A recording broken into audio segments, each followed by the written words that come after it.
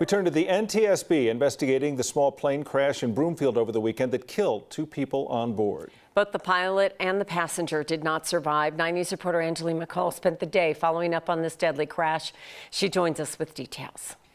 Kim, Tom, the flight took off yesterday morning from Erie Municipal Airport at around 11:45 a.m. It crashed about a mile away in the Anthem Ranch neighborhood in Broomfield. 2 private pilots were inside the plane at the time, and sadly both did not survive. The NTSB has cleaned up where that accident happened, but here's what we know today that the NTSB can say after looking into this crash over the course of the past 24 hours. The weather at that time of the accident, it was good. Witnesses report seeing a shallow ascent or climb when the plane took off, and one witness reported hearing strange noises from the plane shortly before impact. One pilot that spoke to the 2 people inside of that aircraft told us that those inside were going for a test drive after making changes to their aircraft. A preliminary report will be done in about 10 days.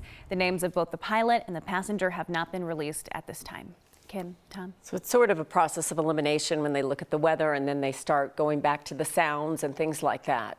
Yeah, of course, it's an accident, but of course they don't know what really led up to this crash, and so hopefully that investigation will give a little bit more insight into that. All right. Thanks, Angeline.